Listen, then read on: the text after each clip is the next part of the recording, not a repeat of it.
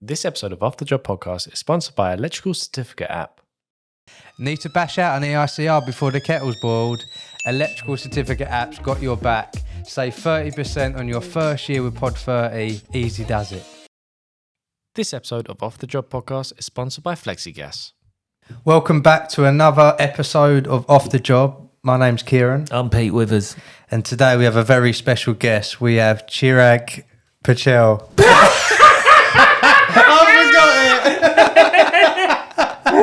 What was it again? Panchal. Say it all in one. Go on. We have Chirag, Panchal. There we go. There you go. Well Thanks for done, coming in, Kieran. mate. Yeah. Yeah, thanks for coming on, mate. Have Thanks you for just been having to the gym? Have you been pumping? You've been Yeah. getting pumped up for this, haven't you? I can see it. His little veins going. Yeah, And I think he's funny done- enough, he's I done done a legs pump. today. Did you? Yeah. Oh, blimey. Yeah, you're looking good, mate. Cheers, man. About You- time your you done morning legs, though, workout. innit? Yeah, I know. So you're a morning workout guy. Morning workout every. Best to get it done, Best to innit? get done out the way. While everyone's asleep. And that's it. Yeah, And that's then get when on I with the like. rest of my That's day. when I like to do it as well. I can tell you've been working out as I well. work one out in the You're morning. filling out them t-shirts Are really you still well, on the Pete. diet? I don't think you are. Oh, do you know what? I had a cheat weekend. Ah, that's Met up right. with the family, didn't I, at the weekend, an extended family from Australia, so we had to have a burger and some shrimps and shit, you know. Kangaroo burgers. Yeah. So, Is yeah. your day structured then? Yeah, so I'm pretty much get up, do the school run, go to the gym, and then start my day. So my day pretty much starts about 10 a.m, depending on where I'm working, and then finishes whatever time my last job finishes. 10 Some- p.m. Pretty much. Some people, Decent might, late. Yeah, Nice, definitely. some people might know you as uncle as well. Why is that? Okay, Benjos, let me tell you why people know me as uncle. It's because the story began a long time ago. It was back in Ireland, where I got on the stage in front of college students. They had no idea what I was going to do, but I came on the stage, I introduced myself as the uncle, and after that, the rest is history, as they say. Is that actually how it happened? Yeah. What, you went on speaking like that and threw Yeah, him off? I went on the Tour Monster Tech Tour with Tour Monster, PB, Nick Bundy and them lot. We were doing like a tour of the colleges, and I just thought everyone sort of going there, you know, doing their speech, introducing themselves. And I thought I need to do something different. And then I just thought, do you know what? I'm just going to go for it. Yeah. What was the reception? First, they didn't know what to expect. They didn't know how to react. And then I sort of went from the Indian accent straight into my normal English accent. Yeah. And that's when everyone was like, shit. They didn't know whether to laugh or to... And then I said, this is how I really speak. Yeah. And then that's when everyone just started laughing. Yeah, And just because kind it of was broke the okay ice. then, wasn't it? Yeah. It's all right. Was do you that know on what I mean? video, was it? Yeah. Yeah, he done it. I see don't it. know I if remember I think seeing I might have it. seen It was it. brilliant. It was really good. It's like an icebreaker, isn't it? Yeah. It's an icebreaker, but it's one of them things. And obviously, what with our do and stuff like that, some people are scared to like. You know what I mean? Push the boundaries a bit. Push the boundaries. Like It was actually, you're the one who actually sort of gave me a little bit of that inspiration without knowing. Like, I was like, do you know what? Let me just try something new. Because I see obviously how you turn your page around from doing plumbing work and now you're doing the comedy stuff. And I was like, do you know what? What's the worst that can happen? Yeah. Like, these people don't know me. I don't know them. I'm probably never going to see them again. I'm not going to get cancelled, am No. I? You know what I mean? I was like, let me just give it a go. And it paid off. And then Yeah. after that, it's just the uncle thing. I just do it Yeah, every you so now started and doing the again. videos recently, didn't you? Doing Yeah. the tap repair, wasn't The it? tab repair, that was done pretty well. Yeah. And I found that off the back of that, I'm getting, it's expected, but I'm getting a lot more Asian followers off the back of it. Right, yeah. Because I think the videos get shared and posted around. But you get a lot of racism on the comments as Yeah, well. yeah, I've get a bit of noticed that as a well. lot of that as well. Yeah. Which, which is racism is like, it's so, it is on social media, it is so blatant Yeah. as well. It Yeah, is- they don't care. They don't it hold is back. Absolutely. And it's not even about comedy or anything like that. It is the actual comments Yeah. that are actually vile comments Yeah. directed at you. Yeah. For you being you. Do Yeah. you know what I mean? Or making an adaptation of yourself to play along with that. Yeah. That do you know what I mean? Have you had comments just being yourself, like your own accent, not the accent you put on? Not on not my normal videos, Yeah. but it's on the uncle videos. I wonder why that is. Why would people get racist because you're speaking just because I'm speaking different language. Some people don't actually know that I'm putting it on. Yeah. They think that's actually how I speak, and it's obviously might be just the first video they've seen on mine, or the only video they've seen on mine, and then. And obviously, in this sort of stuff, you want to get the engagement. So sometimes you deliberately do stuff which is a bit stupid or a bit wrong or whatever, and people just think, "Oh, you don't know what you're doing." They start slating you. And I'm like, do you know what? I do know what I'm doing. Yeah. I would never do anything dangerous or leave anything in a dangerous situation. But what I don't understand is how some people don't get the fact that it's a joke. Yeah, They take it so literally. They just they don't see that I'm actually having a joke. but these people are sheltered though. That's the Yeah. thing. They're just sheltered people who don't actually really understand the social media. They're on it, Yeah. and then they're just commenting off the back of something they've seen for Yeah. a split second. You can get to, there's loads of videos out there where people will comment before it gets to the end of the video. Yeah. And then at the end of the video, it says, I'm going to wait till the end Yeah. and see if anyone actually, because people's concentration span is just shit. Yeah. And they just want to get the first comment in. It's like, do you know what I mean? That's it. They say that you want to, if you want your video to do well, the first 3 to 5 seconds is the most important because people's attention spans are so short.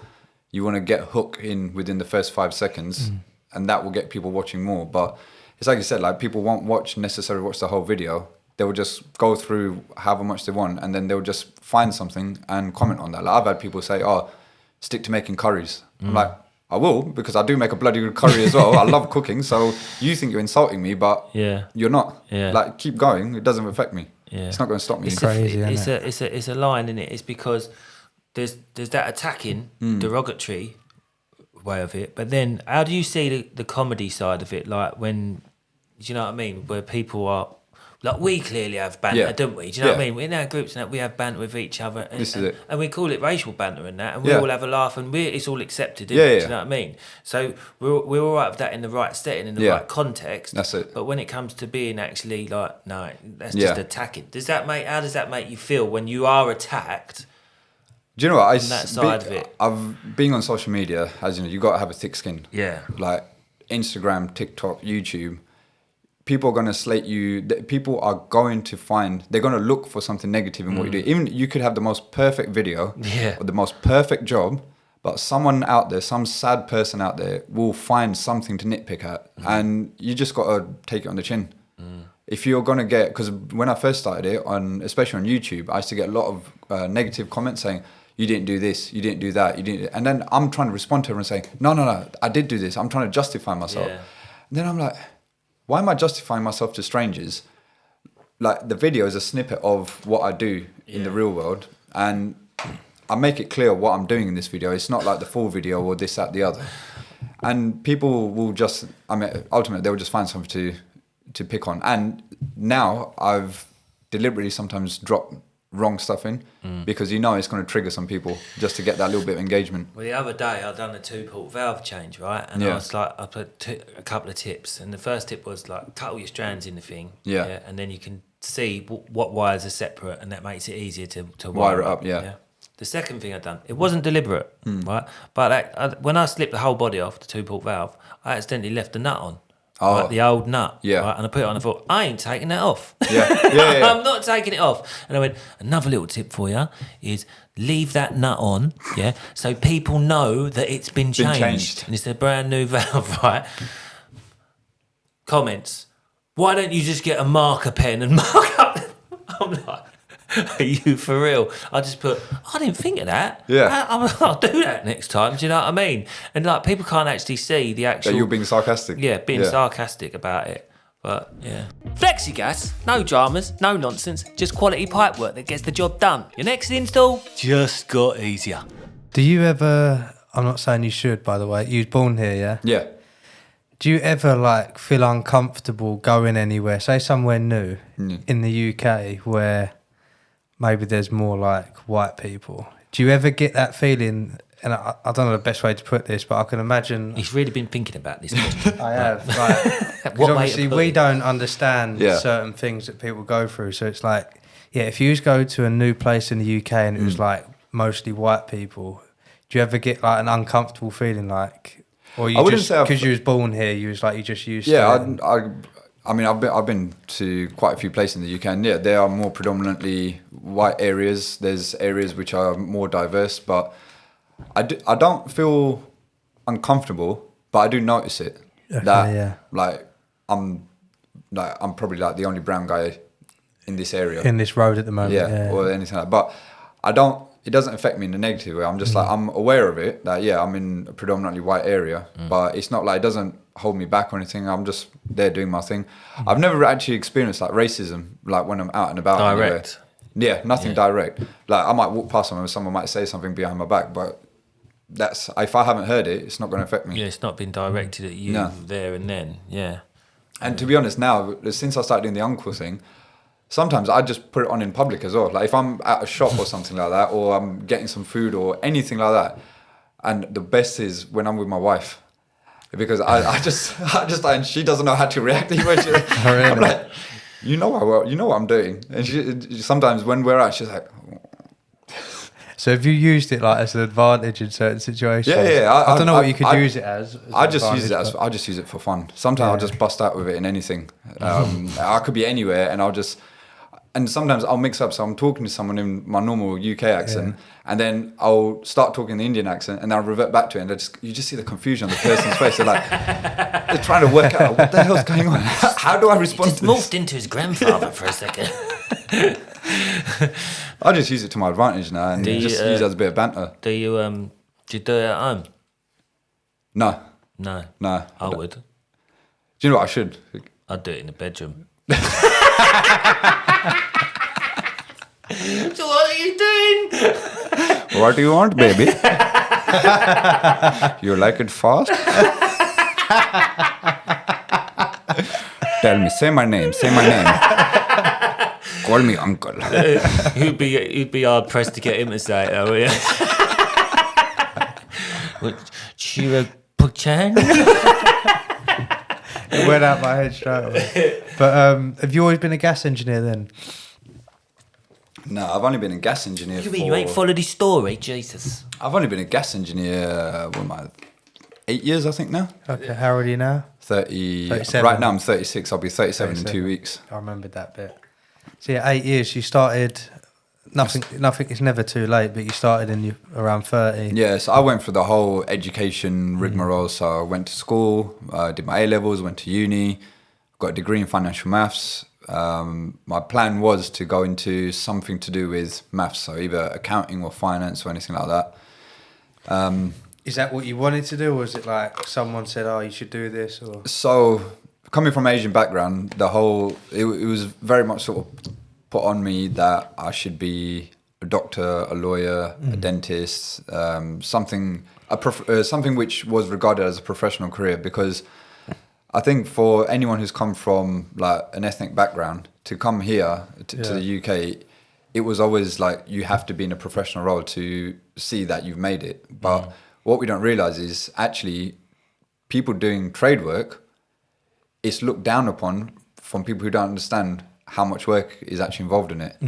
Like I don't want to go into specific figures, but I'm making probably more money than my cousins who are doctors, and I'm probably working less hours, less stress.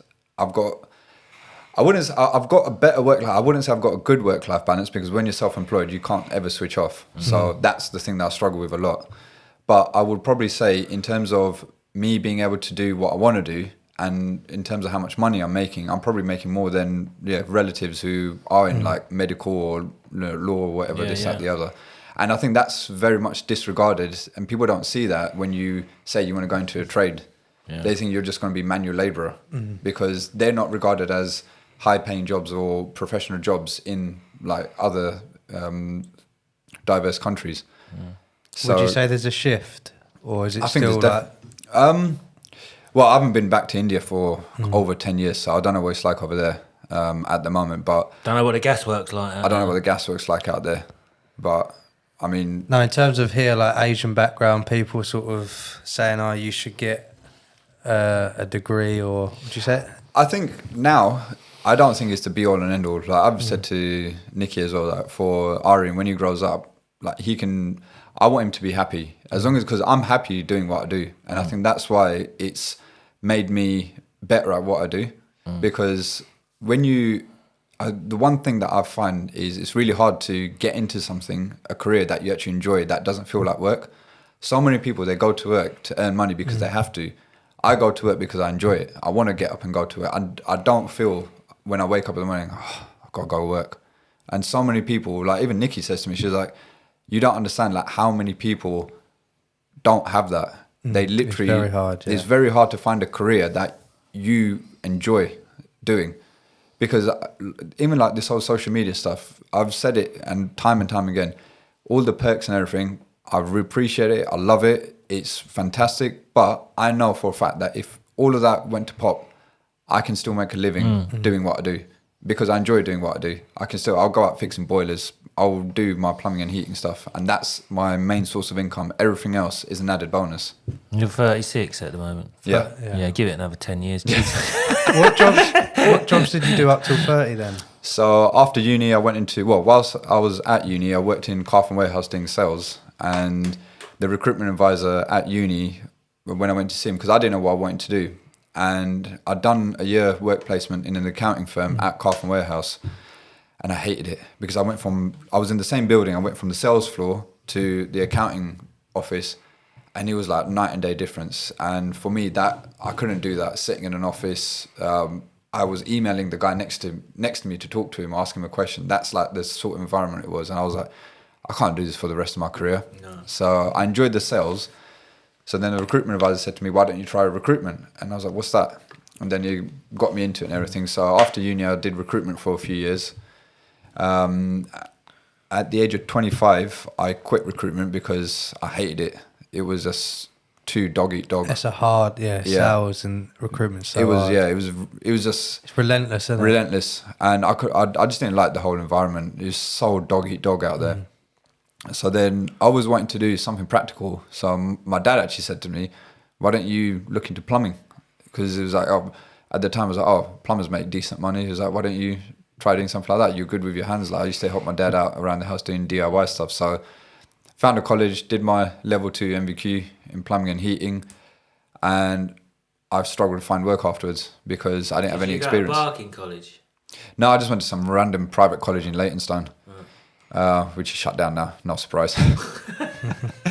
But yeah, after that, I didn't know what to do. So, because I didn't have the experience, and I fell back into sales, but I went into estate agency, which was actually convenient because it was 10 minutes down the road from my mum and dad's.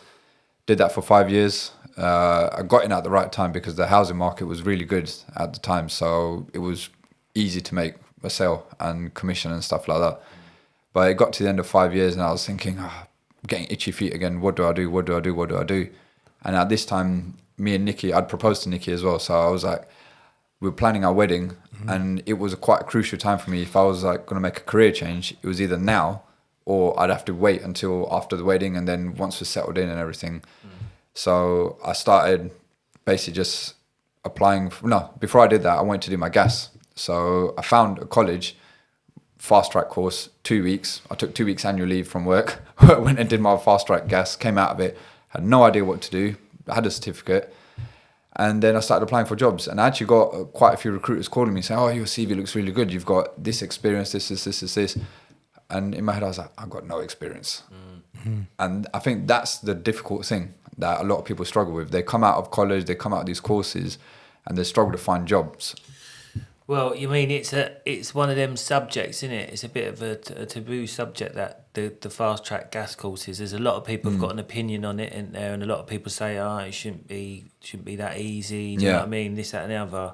But I think if you put yourself out to do it, and then you're willing to learn, that's it, and not just blag it. Yeah. I mean, everything's a blag in the beginning. Whatever job you do is a blag. I blagged my way into my first job at TSG. Second job. Yeah, everything's a blag. Yeah. Like, most jobs are blags.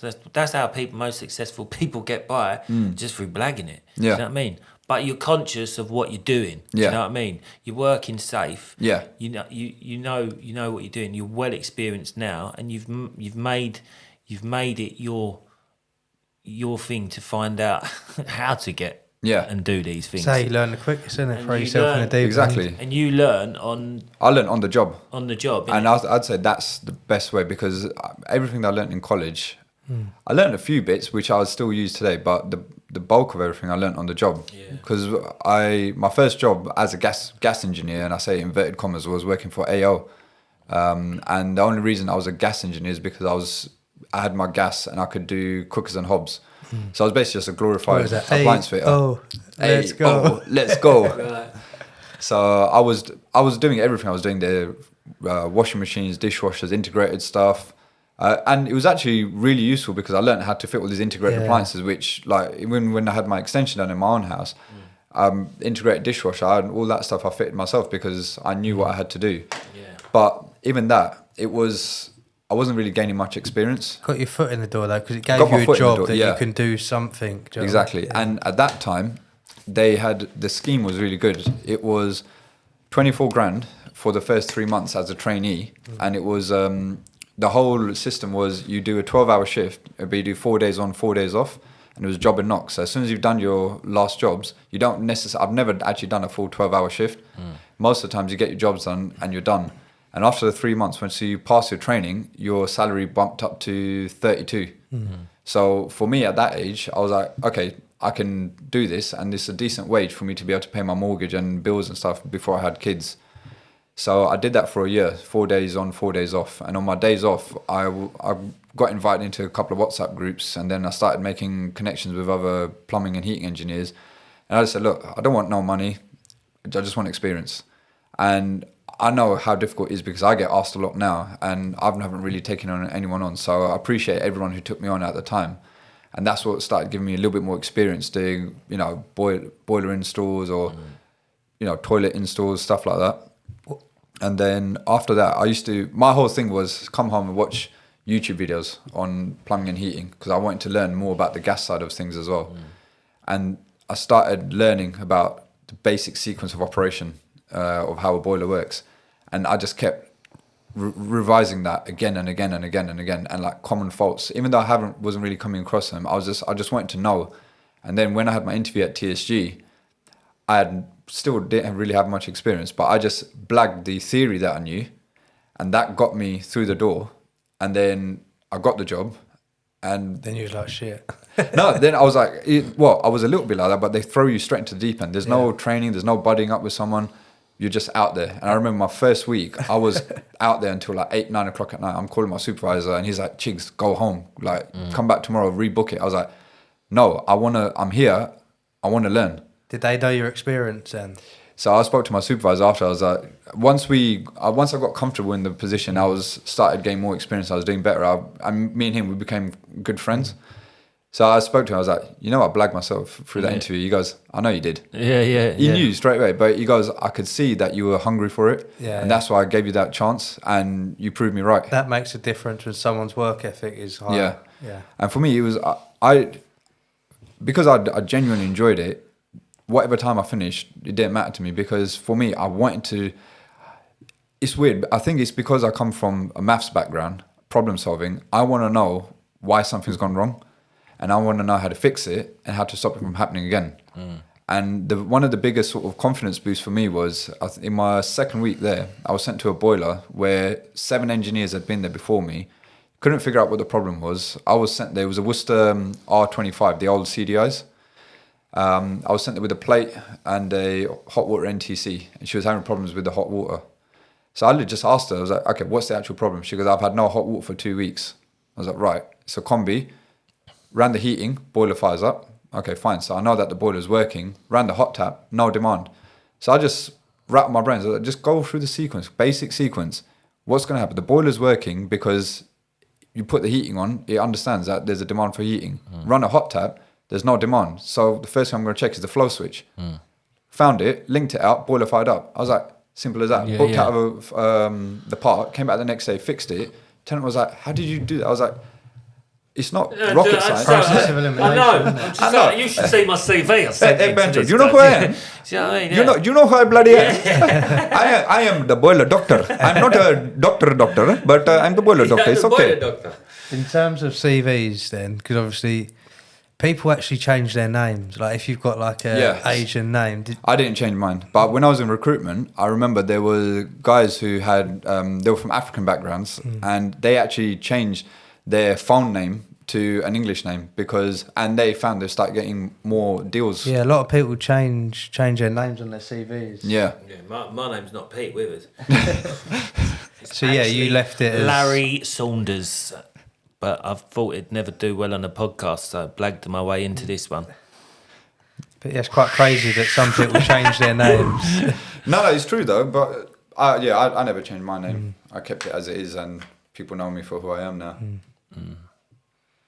So yeah, how long was you then for? I was at TSG for 2.5 years, and I would say to anyone who wants to get into it, go and work for a company, because you can make mistakes. Like, it's not going to cost you anything. I used to go to jobs, and even though I had an inkling of what it was, I didn't know exactly what it was. So I could book up 3 parts. Let's say a PCB, a pump, and a fan. Now, if you're doing that privately, that's probably about 600 quid worth in parts alone, and that's a big gamble for you personally. Whereas if you're doing it through a firm, like, you can take parts back and this, that, the other, there, whatever, but you can learn on the job. You make your mistakes on the job.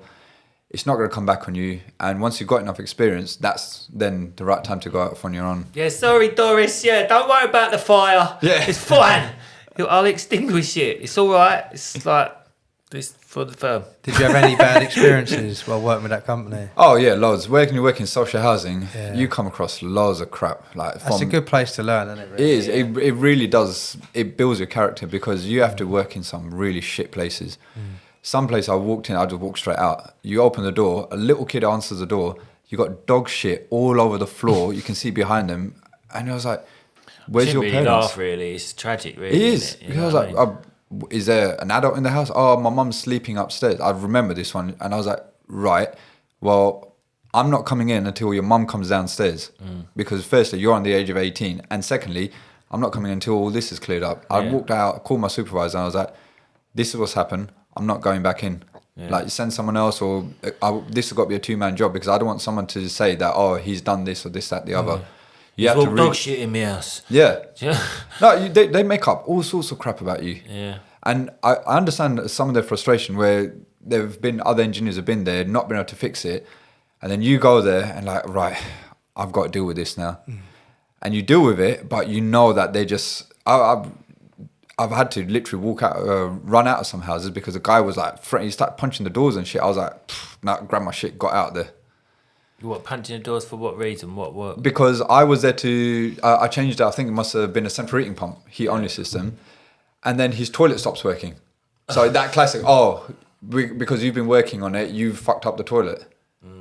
No, I haven't. And then it just, something just flicked in this guy's head. And I just saw that he's started ranting and raving, started hitting the toilet door, just like punching the walls. I was like, let me just go and see if I've got the right part in my van. Grabbed my bag, got out there, and I just drove off. I was like, nah, I don't need this. I'm not getting paid enough to deal with this shit. No, it's not Yeah, they don't respect people enough coming through their door, do they? No. Like you say, they look at it as, they're going to get fobbed off by another person. Because one person goes in, don't repair it, another person comes.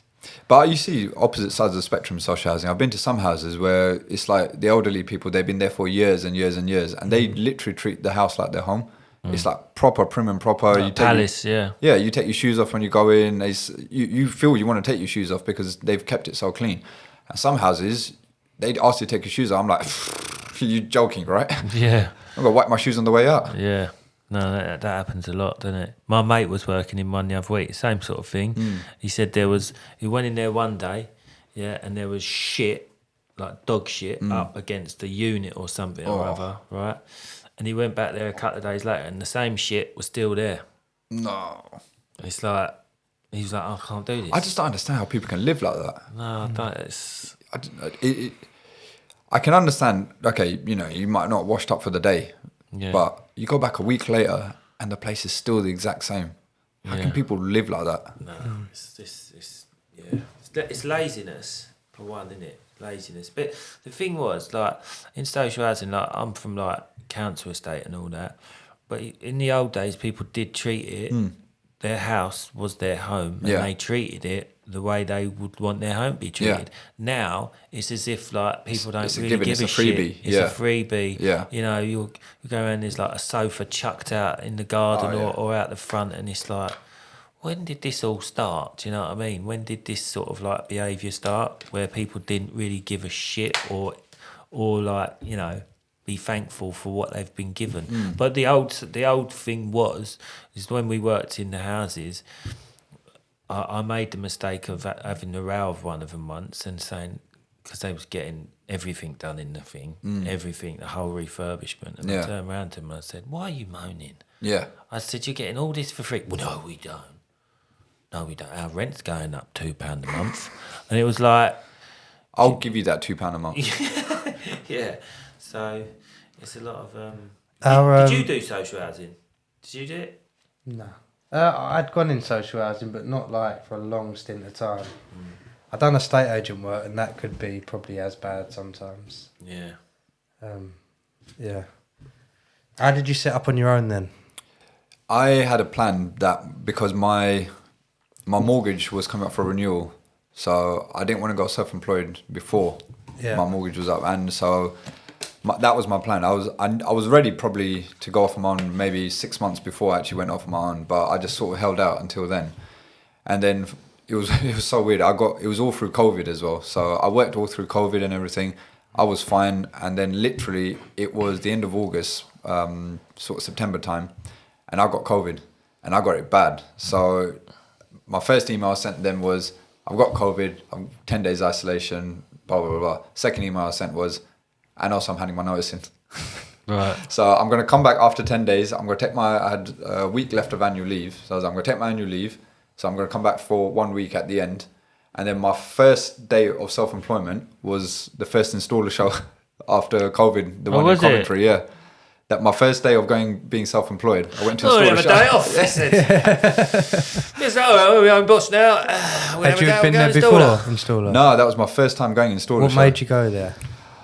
I think I'd started building up my social media profile since I started TSG. So it was the 2 years prior to that. I slowly started doing bits on there. Oh, you started doing it beforehand? Yeah, okay. And then I saw people talking about it, and then I saw some of the previous posts about installer show. I was like, do you know what? Like, everyone's been in isolation, whatever, and I hadn't really met people off of social media, but I used to speak to a lot of people. Same year we went first time, wasn't it? Yeah, and it was just, I think that was great because it was the first big get together for all the plumbers, all the social media plumbers and stuff at installer show. So you got to meet everyone in person that you've been speaking to, and it was obviously the big first get together after COVID. So for me, that is still like, I always remember that was like the best installer show that I'd ever been to. Well, for me, I'd just split up with my missus. Yeah, I've met Pete, so that weren't my best one either. I think is that the year you didn't get into the casino or something? Oh, we don't mention that one. Let's mention it. Yeah, Let's mention it. Yeah, you didn't get in, did you? Why not? Yeah, it's too lumpy, wouldn't you? Too muscly. Wouldn't let you in. Crazy. It felt threatened, didn't they? The bouncers thought, yeah, he might basically take our someone job. didn't get in because of a certain pair of trousers. And I'm a lover, not a fighter, so they must have done something really to piss me off. I don't know what it was because I'd had a few drinks. Yeah. And anyway, I think I was shouting at them. They full on pushed me over. Really? Yeah. I think there's the sort of bouncers that were looking for trouble. Yeah. So I was quite drunk, so I don't know exactly what happened, but yeah. I got banned from casino. Do you know what? The year after, they recognised me, couldn't get in. This year, I got in. I think it was different people. No, but that was at Coventry, wasn't it? We're no, at no, NEC it's now. Birmingham. No, it was Birmingham one, wasn't it? It was Yeah, Birmingham. Oh, was it Birmingham? about It must have been the year after. Yeah. Yeah. So that was Coventry was 2021, Birmingham 22. Didn't get in 23. I didn't even bother in 24. Yeah. And then this year I thought, let me try. You got in. Got in. Got a few more wrinkles now. He's not recognisable as that, is he? You know You what I didn't mean? change your hairstyle. I know. I did. I think I had my hair up. The guy had got a Hair video. up? What, top knot? Yeah, it's a bit different. Because when that happened, I had it down. They might not have seen me walking at them. Yeah. But that's crazy that you started social media before. A lot of Yeah. people start when they're self-employed and stuff, don't they? But what made you go into that then when you was working with someone? Well, first I just started putting out. I started watching other people's profiles, and I was like, well, Who was it? RS Gas Solutions. Yeah. Rob, he's probably my biggest inspiration to start my Instagram page, work-related stuff, because I used to watch his stuff and I was like, oh, that's quite good tips. And there's some of the stuff which I didn't know, some of the stuff I already knew. And I was like, you know what? What he's doing is great because it's helping me out. But there's problems that I can solve in a different way, which might help someone else out. So you got more than one way, like they say, more than one way to skin a cat. So I was like, well, if his stuff is useful for me, maybe my stuff might be useful for someone else. So I just started randomly doing stories about, okay, this is what I'm doing today. I've got changing a 3-port or changing a pump or whatever. And then I started getting a bit more traction, and people started messaging me saying, you should like carry on, like this is good stuff, I didn't know that, or you should put this as a post. I don't think reels were out at the time, so people were saying, oh, put this as a post, like this will be useful to refer back to. So I was like, okay. And then it just sort of slowly went from there, and then I started putting my face on the camera. I got a car mount for my phone so I could do stories while I was driving. We should be careful with that. Sorry, I was doing stories while I was parked up in the van. Yeah, we should be careful with that. No, that's true. Everyone does it. I know everyone does it, and it's probably like, you know, I mean, if I do it, If they really wanted to come and nick I it, start present video evidence. I press record before I start driving, And I just let it go until I and stop. I just let it go until I you stop. don't. I do. And then I just edit afterwards. And I did after. I'll find But one also, that you I've also got as well, because now like I've got quite a few followers and I make loads of money at this. Right, I actually hire a Someone to press the button. no, I hire one of them low loaders and put my van on the back of it. And That's it's it. like, you know, It looks like you're driving, but it you're looks not like I'm actually. driving, but I'm not. You get Yeah. chauffeured around. Yeah, I get That's chauffeured it. around everywhere. So if you ever see the green van on the back of a low loader, That's why. doing stories, Things mate. in the back of the stories. But yeah, so that's how I started doing it. And then it just sort of went from there. I started building my profile.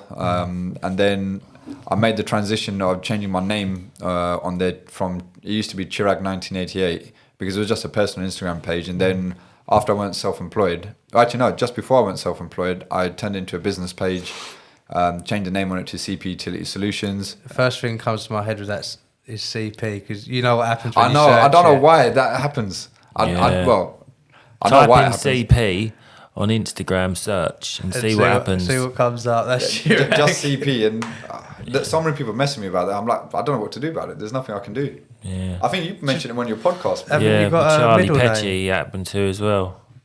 You got a middle name. I've got my dad's middle name. What was that? His full name is Radnikant. So All right. that's my Pronounce that. Radnikant. What? Rajnikant. That's not what you think. Do you put a T on the end of that? Yeah, Rajnikant. Rajnikant. Rajnikant. Not Rajnikant. It's a CRP so utility. in the Indian accent, it's an Radnikant. Rajnikant. Yeah, What do you call it? Rajnikant. I know what you're thinking. It sounded like a T on the end of it. So it could be CRP. Chirag, It could be CRP, but then people would just refer to me as crap. Chirag, Yeah, just add an A. Yeah. Chirag Radnikant Panchal. Panchal. What was the initial Say reason that quickly. Chirag Radnikant Panchal. What was the reason for starting it then? Like for a business page?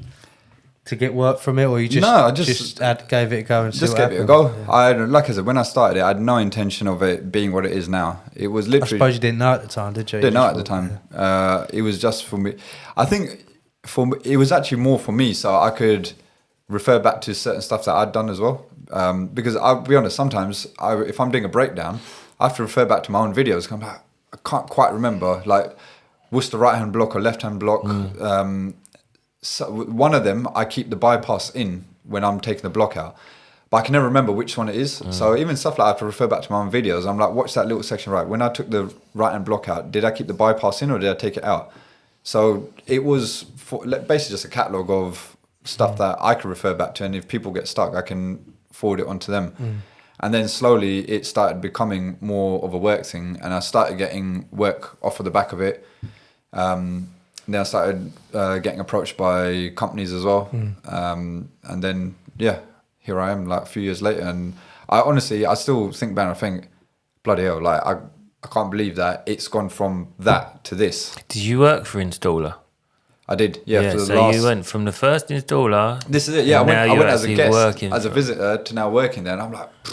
Because I remember coming to the installer show and the trade show and seeing like all these people on the stands and thinking, oh, this is great. Like they're getting all these opportunities, you know. And I never, in my wildest dreams, thought that I would be in that position a few years later. But yeah, but it's hard. It's hard work. it is hard work. I mean, this year at installer show, it was work. Like a lot of people takes the fun away a little bit, doesn't it? It does, because although like the brands that you work with, they're flexible. They say, yeah, look, go off, have lunch, you know, go for a walk around. But when you're getting paid to be on the stand, you don't feel that you want to walk off. You want to feel you're there. You want to give them their money's worth. Yeah. You don't want to take the piss, because like I've already been invited back for next year with one of the brands that I work with, and like they're the first ones who've already straight away said, oh, we want you back next year, so can we book you in for the first day? So obviously I must have made a good impression for them to want to do that.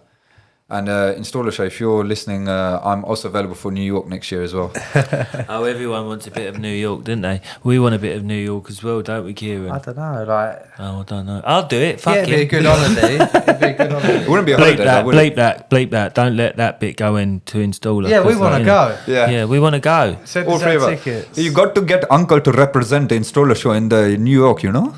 Yeah, definitely. But no, I think one big thing from social media is the community it creates and the people you meet. Because imagine if you weren't on it. No. You're just a sole trader going day to day.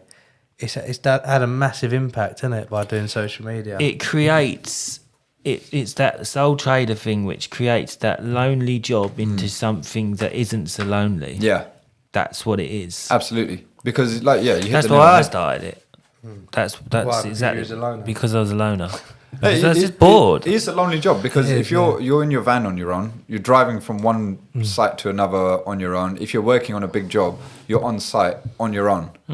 And the social media stuff, it just helps because you can be doing stories, people respond to you. So it's like you've got a bit of interaction with someone else. You're not just going brain dead working. And I think that's why a lot of people, they may sort of give up the job, because it's like, it is a lonely job, and mentally it can put you down if you haven't got. But it's like you say, it's interesting that you mentioned Rob, because Rob, I love Rob, and he really got me started. When I used to share tips and stuff like that. When I remember, first started. when you were One Plumbing before, weren't you? Yeah, and he shared a video of mine, a tip video, and my following went like that. I was like, oh.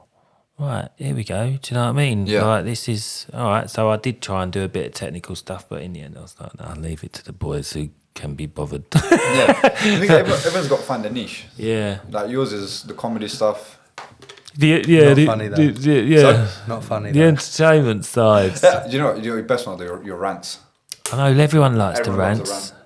but like I've got to disguise that now because I don't want people to think I'm a miserable bastard, because I ain't really.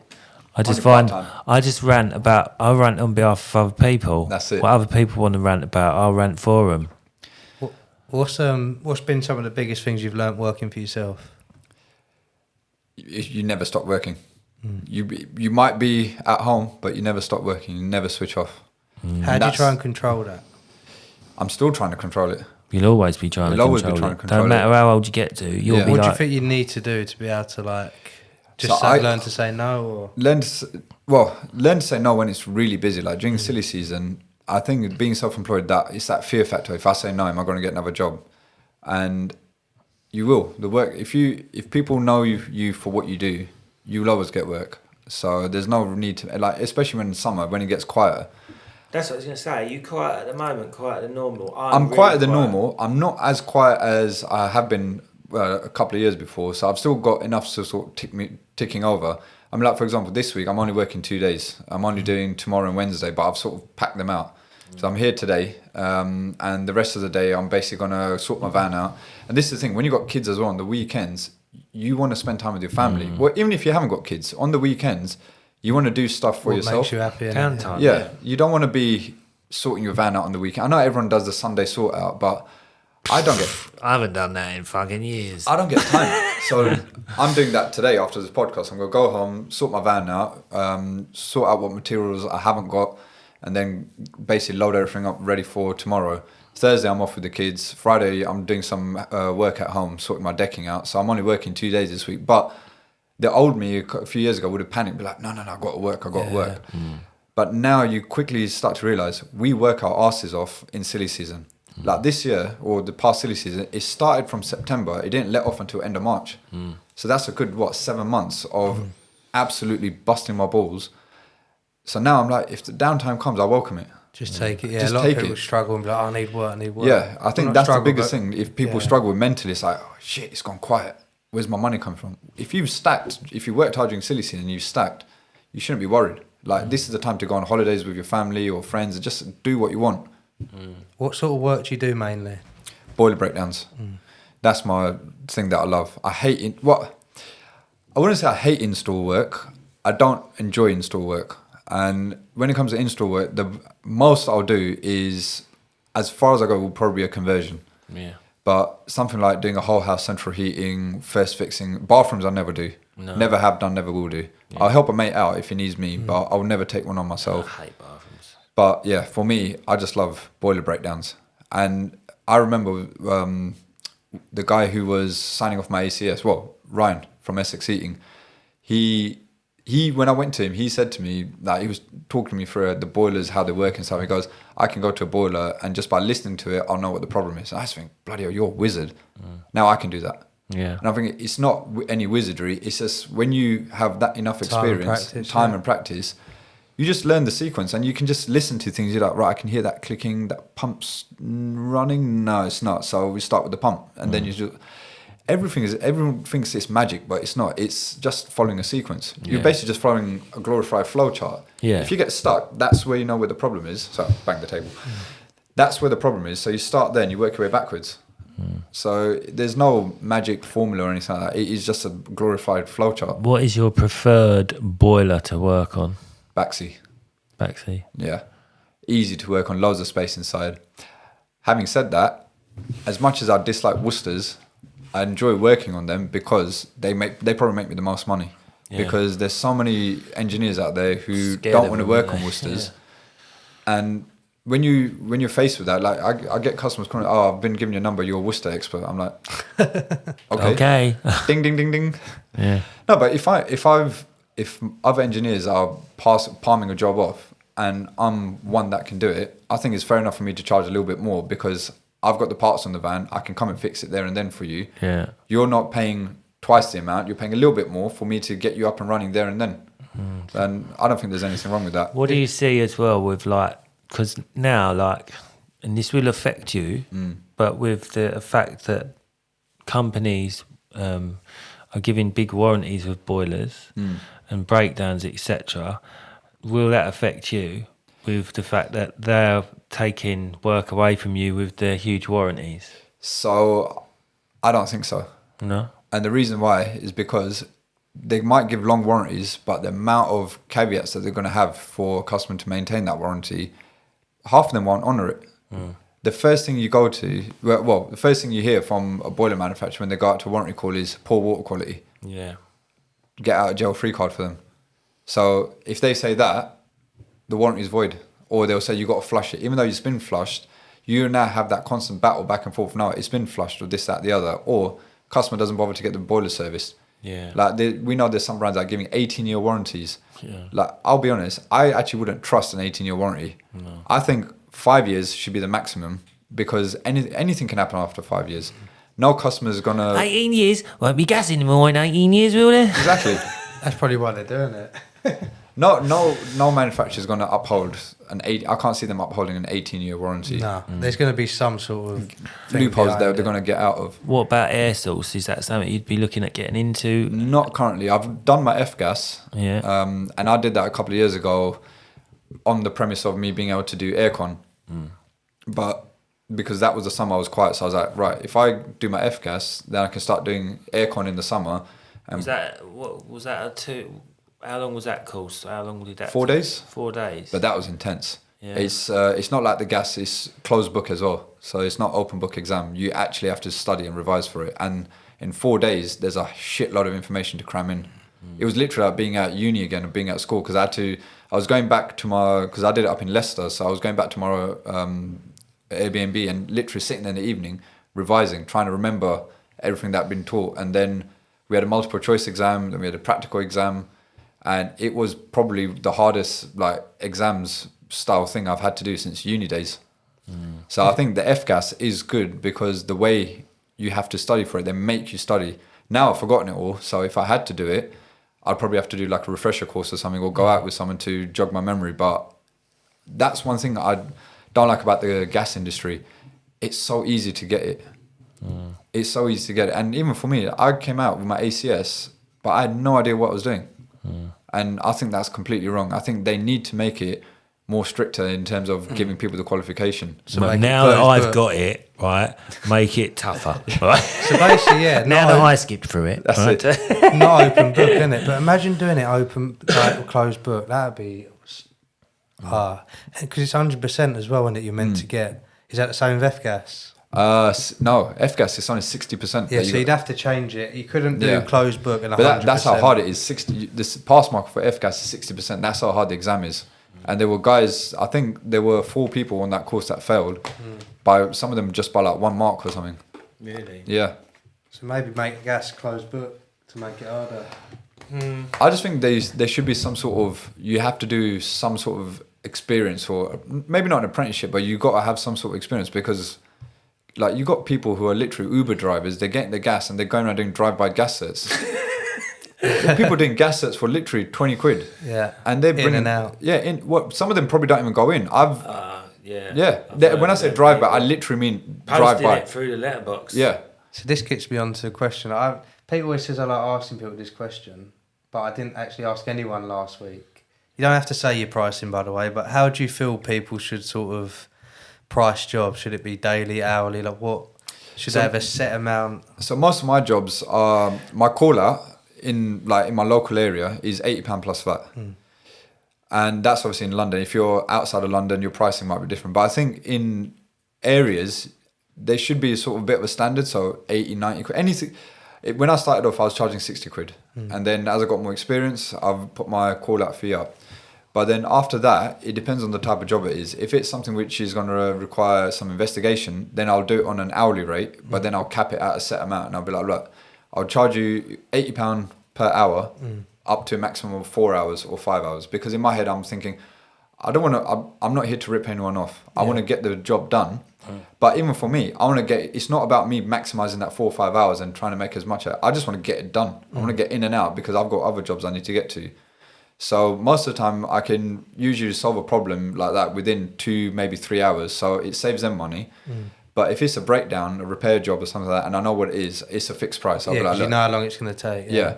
And I'll say to them, like, whether it takes me an hour or 2 hours, 5 hours, this is the set price. I'm not going to charge you any more. If I do it quicker, I'm not going to charge you any less. This is it. If you want me to do it, I can do it. If not, then you can find someone else. I think it's good that you know your prices because not a lot of people do. Yeah. And it makes running your business a lot easier harder. And more efficient. Like when you know your prices. Yeah. So many people you'd ask them, be like, I'll just charge what I feel like. Yeah. It's just, but yeah, it's not a good way to run your business. It is difficult because there isn't really a set standard of pricing, and you hear some people's pricing and think, you got a rip-off. Like, how can you be charging customers that much? And those people, they might be one-hit wonders. They'll get that one big payout from that job, but they won't get any other work because if a customer feels they've been ripped off, they're not going to recommend you to anyone. And I think that's the biggest thing. For me, I don't advertise anywhere. I'm not in Checker Trade. I'm not in Rated People. I'm not in any of these websites or anything like that. All my work has come through word of mouth and through social media. And I never sort of planned for it to be that way. It's happened organically. And I feel that it's because my pricing is pretty fair. And I get messages from people saying, I've been given your number from so-and-so, you fix their boiler, I've got an issue with mine and stuff like that. I did that too. Pete's passed me work. Yeah, I did it the other day, didn't I? I went to a call out and I couldn't do it the following day, but I didn't want to leave them over the weekend without any hot water, so I couldn't get to it the following day. So I called up Chigs, went round there, sorted it for me, didn't you? Yeah, and even that there was one in Billericay. Yeah, I got your power flush, didn't I? You power flush, and then that turned into a boiler swap because the boiler just completely had it. Yeah. But yeah, so Pete's passed me a couple of jobs as well. I've get a lot of the social media people that I speak to. I think this is quite good because we pass work back and forth to each other because when you can see the way someone works, it gives you a bit more confidence in passing someone work. Whereas if it's just someone you don't know, then Yeah. it's difficult to gauge But how we good build they are, up what we they build do. up relationship, don't Yeah. we? This is the whole thing, isn't it? Like when you follow each other and then you meet up at events, you know the person, you're on here now because we Yeah. trust you and we like you. Like you build up that relationship, and then you like I can trust you to go and sort a job for me, and hopefully vice versa. Yeah. But like that's the good thing about social media, isn't it? That's another. It's not all about getting direct customers. No. It's just working with other engineers as well. Yeah. and bouncing off each other. So that helps. And in that way, it's no? also a good way to collab with people as well. Like I've done installs with some of the other guys, and you know it's when you work with someone who you've seen how they work. Like I've done installs with Alan, and we already know how each other works. So there's no like you do this, I do this. We get there, Jackson. like yeah, streets me ahead. too, yeah. Yeah. So it's just like, right, what do you want me to focus on? Do you want me to do the boiler? Do you want me to do the cylinder? Do you want me to do the flush? Once we know what we're focusing on, that's it. We don't need to then keep checking on each other, whether it's my job or his job. Yeah. And I think when you work with someone like that, it's not about it's my job, so I've got to do the bulk of it. You're just here to help me. So for me, regardless of whether I'm helping someone out on their job or whether I've got someone helping on mine, I'm going to put in the same amount of effort. So it's not like ultimately I want to get the job done and go home. The beauty of it is as well, we can do like job for job. Yeah. So you don't have to change, any money doesn't have to No, change hands we as just well. trade days. Trade days. Yeah. And then that way it's a lot easier Well, to, yeah. do you know what I mean, to work. I mean, that's what me and Josh do, because when it comes to installs, he's my right hand man. Yeah. So unless he's not available, and vice versa, I'm his right hand man when it comes to his installs. Yeah. So we've got such a rhythm going now that it doesn't matter. He's been on my jobs where he's done the boiler, he's done most of the pipe work, and I've just been doing the power flush. Yeah. But then vice versa, it's been the other way around as well. So there's never like, oh, it's my job, so it's your job, you've got to do more. I'm just here to assist you or pass yourself. Yeah. No, we're here to get the job done. Yeah. Because I expect the same for you when you come into one of my jobs, and vice versa. So I do the same with Crookshank. Yeah. Do you know what I mean? So yeah, we get.